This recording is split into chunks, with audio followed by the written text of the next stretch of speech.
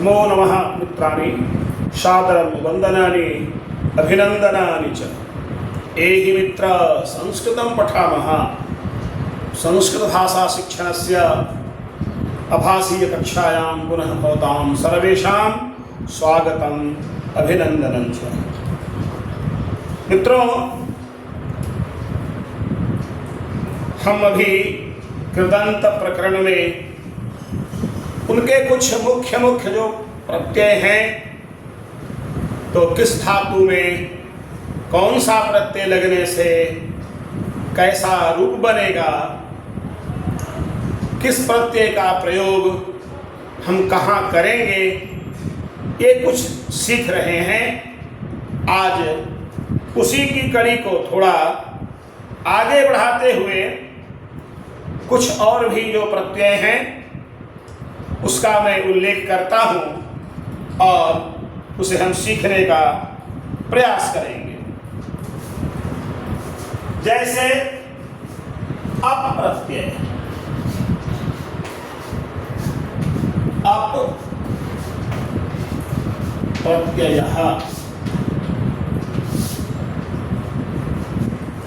ये अप प्रत्यय कहाँ लगेंगे?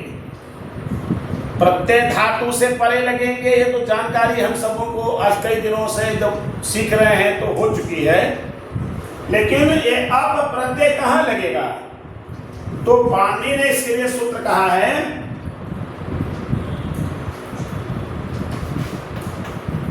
री दो रप, अर्थात री माने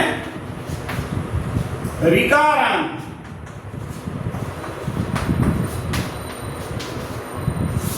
और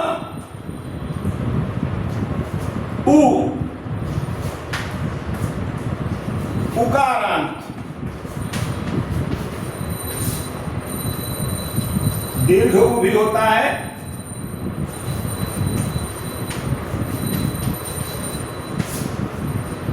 ऐसे जो धातु हैं उससे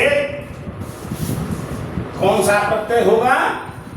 तो अप प्रत्यय होगा। ऐसे धातु रहेंगे तो अप प्रत्यय लगेगा, और इस अप में प का लोप होता है क्योंकि वह हलंत है, स्वर रहित है और शेष रचता है। जैसे हम उदाहरणों को देखते हैं,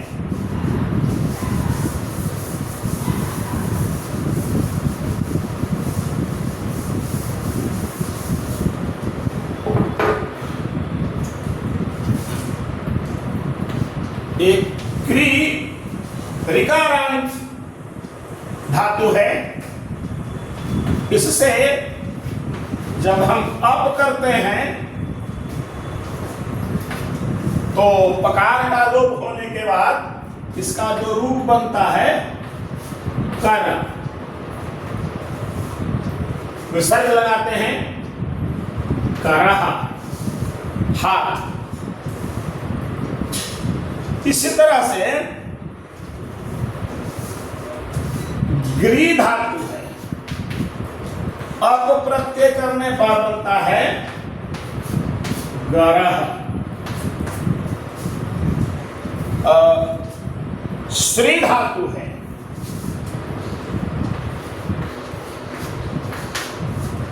अप प्रत्यय करते हैं तो स्वरः। इन सारे पदों को आप जानते हैं। ज्री धातु है, इससे अप करेंगे तो जरह, और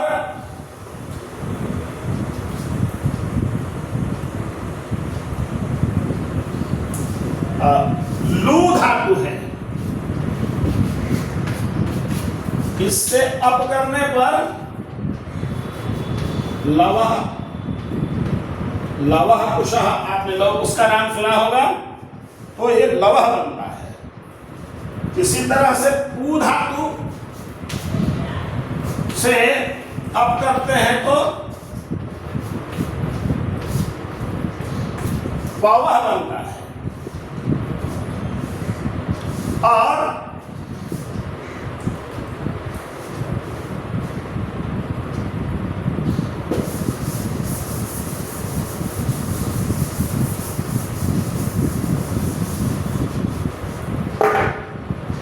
भू धातु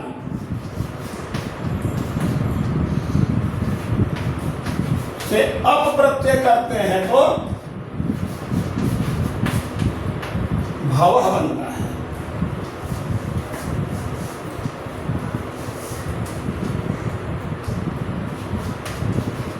स्तु धातु से अप प्रत्यय करते हैं तो स्तुतः बनता है।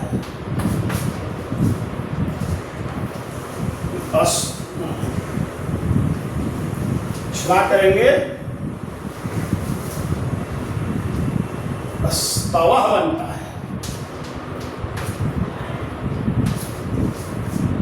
स्तु धातु से अब करते हैं तो स्तवः बनता है। तो ऐसे अप प्रत्यय से बने हुए जो पद हैं वो हैं। इसके अलावा भी कुछ पद हैं जिनमें कि अप लगता है और वह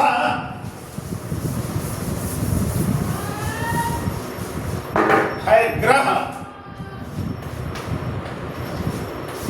हालांकि रिदो रप सूत्र यहां काम नहीं करता है, किंतु फिर भी यहां पर अब लगता है और रूप बनता है ग्रह। और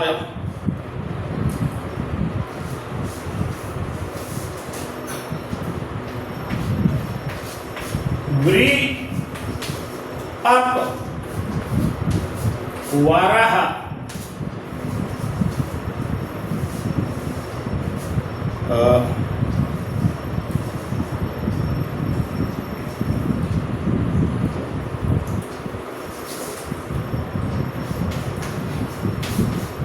गम अप गमः। गीता में आया है क्लैब्यम स्मगमः पार्थ, ये गमः अप प्रत्यय से बना हुआ है। और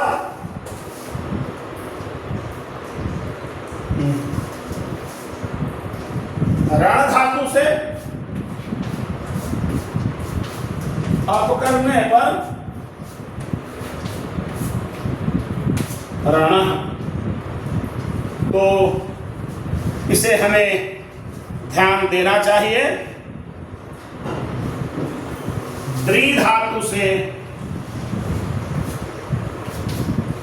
अप प्रत्यय करने पर दरह। तो ऐसे कुछ उदाहरण हैं अप प्रत्यय के, हमें उसको समझना चाहिए। अब आइए अप के बाद हम एक दूसरा प्रत्यय लेते हैं और वह है अण प्रत्यय।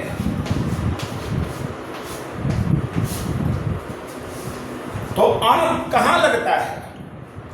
अण का प्रयोग जो कर्म संज्ञा है, यानी जो पद कर्म है उसमें अण लगता है और वह कर्तृवाच्य में लगता है। यहां भी अण का जो ण है लोप हो करके यहां भी केवल अ बचता है।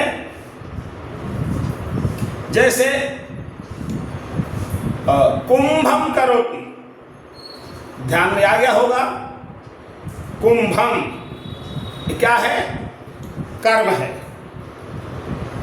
तो और करोति बना है किससे?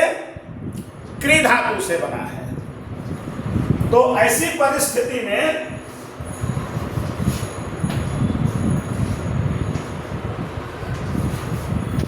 कुंभ जोड़ क्री जोड़ अण, ऋकार का लोप होता है, अ बचता है और रूप बनता है क्या? कुंभम कह करोति, जह करोति सह,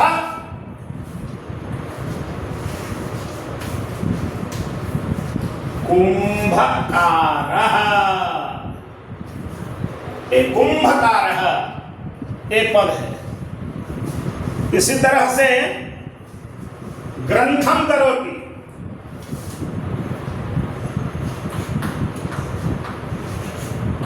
ग्रंथ है, यहां भी क्री धातु अण प्रत्यय, रूप क्या बनेगा? ग्रंथ, ग्रंथकारः।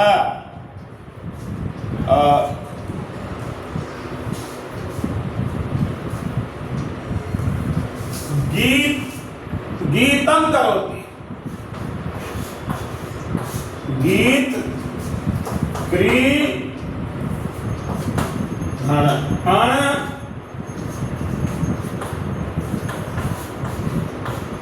गीत कारः, गीतकारः। इसी तरह से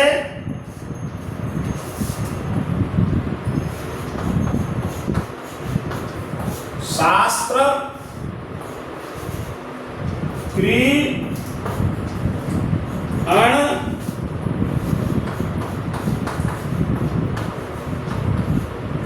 शास्त्रकारः।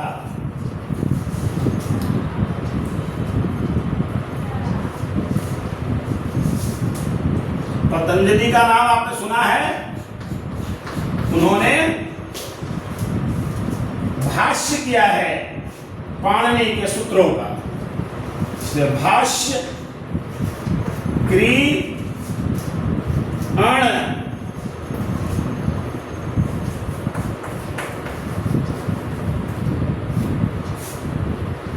भाष्यकारः, ऐसे कुछ पद हैं जो अण प्रत्यय से बनते हैं, हमें उसको ध्यान में रखना चाहिए। कुछ नाटक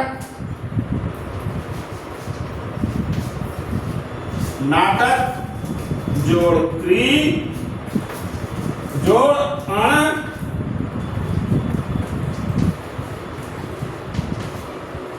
नाटककारः।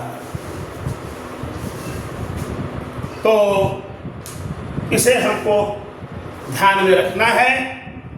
ये अण प्रत्यय से बने हुए ये शब्द हैं। तो और भी बहुत सारे प्रत्यय हैं।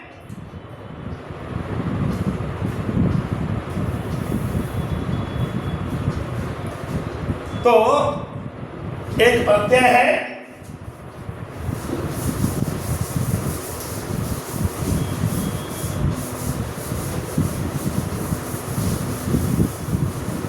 तीसरा प्रत्यय,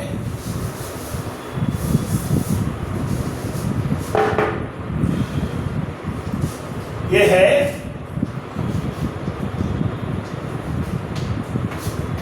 नंग प्रत्यय। नंग, यहां जो नंग प्रत्यय है, अंग का लोप होता है, केवल न बचता है। और उदाहरण देखेंगे, ये नंग है, इसके अंग का हलंत्यम से लोप हो जाता है, केवल न बचता है। तो जैसे प्रक्ष धातु है, इससे नंग प्रत्यय करने पर बनता है प्रश्न। प्रश्न हम लोग जानते ही हैं। तो वो बनता है प्रश्न। इसी तरह से रक्ष धातु है, से नंग प्रत्यय करेंगे तो रक्षण।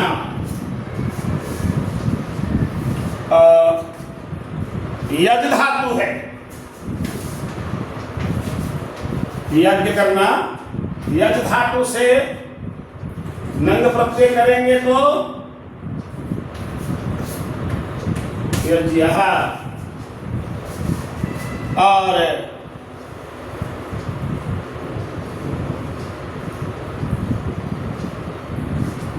यत् धातु है, से नंग प्रत्यय करेंगे तो यत्नः। तो ऐसे ये सब पद बनते हैं, हमको ध्यान में देना चाहिए। अब अगला एक प्रत्यय और हम लोग देख लें, और वह प्रत्यय है, इसका नाम है घञ् प्रत्यय। घञ् प्रत्यय बड़ा प्रचलित है और काफी इसके उदाहरण आते हैं। जैसे राम जो शब्द बना है, वह जहां भी एक घञ् प्रत्यय लगता है तो य और घ दोनों का लोप होकर यहां भी अ ही रहता है।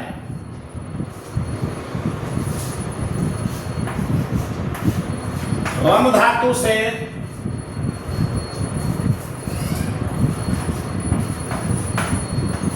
घञ् प्रत्यय करते हैं तो बनता है राम, और शु विभक्ति लगा करके प्रथमा एक वचन में हम लोग बनाते हैं राम। हाँ, ये पद।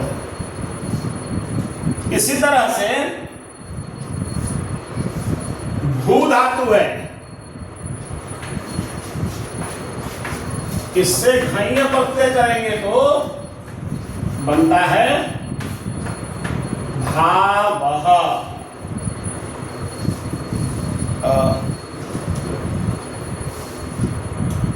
पच धातु है, इससे घञ् प्रत्यय करते हैं तो बनता है पाकः।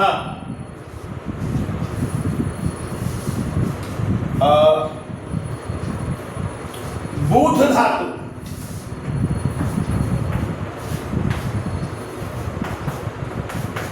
घञ् प्रत्यय करेंगे, भू बनता है बोधः।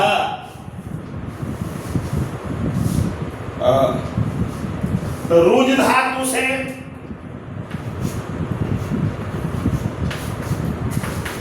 घञ् प्रत्यय करेंगे तो बनता है रोगः। और भज धातु से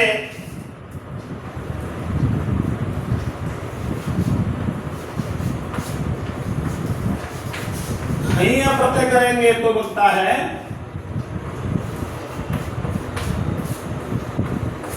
भागः। तो इस प्रकार के बहुत सारे घञ् प्रत्यय से निष्पन्न होने वाले पद आपको मिलेंगे। तो निश्चित रूप से आप जब अपनी पाठ्य पुस्तकों का अनुशीलन करेंगे तो और सीखने का मौका मिलेगा। आप सीखिए, आगे बढ़िए।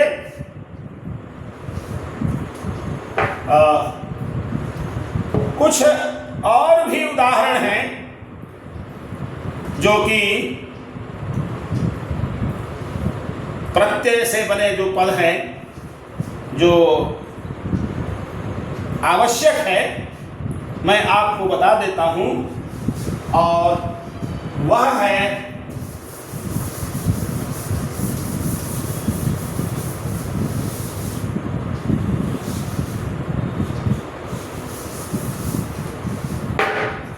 अच प्रत्यय।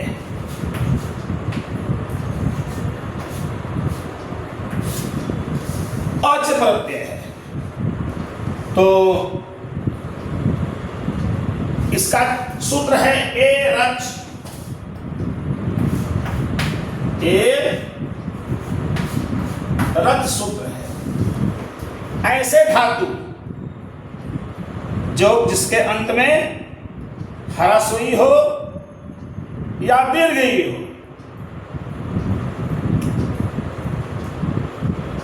और कर्ता से भिन्न हो, ऐसे भाव में अच प्रत्यय का प्रयोग होता है। अच के चकार का लोप होकर के अ बचता है और अच प्रत्यायांत जो शब्द होते हैं वे सब के सब पुल्लिंग होते हैं। आइए उदाहरण के द्वारा हम समझने का प्रयास करें। ये जी धातु है, जीतने के अर्थ में इकार है और इससे अच प्रत्यय करते हैं तो बनता है जयः। जी धातु से अच प्रत्यय करने पर बनता है जयः।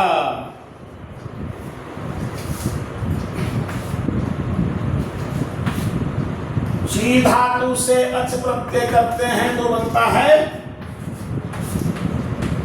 जयः। और नी धातु से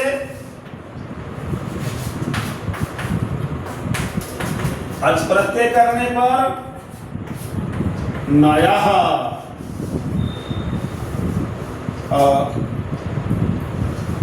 भी धातु डरने के अर्थ में अच प्रत्यय करेंगे तो भयः।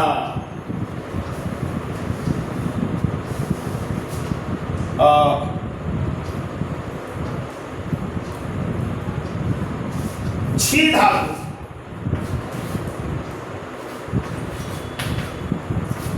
से अच प्रत्यय करेंगे तो क्षयः। ऐसे अच प्रत्यायांत बहुत सारे पद आपको मिलेंगे मित्रों। कृदंत प्रकरण में और भी बहुत सारे प्रत्यय हैं। आप स्वयं भी अनुशीलन करिए, ग्रंथों को देखिए, अपनी पाठ्य पुस्तकों को देखिए। आगे मैं पुनः कुछ और भी जो प्रत्यय हैं उसे लेकर के आपके सामने मैं आऊंगा। तो आज के लिए इतना ही। मुझे विश्वास है कि आप यदि सतत अभ्यास करेंगे तो माता सरस्वती आपकी सहायता करेंगी और आप व्याकरण में पारंगत होंगे। आगे हर कदम पर आपको सफलता मिलेगी। स्वयं भी अभ्यास करिए, पढ़िए, देखिए और अपने मित्रों को भी शेयर करिए। फिर मिलते हैं अगले विषय के साथ। नमो नमः। पुनर्मिलामः।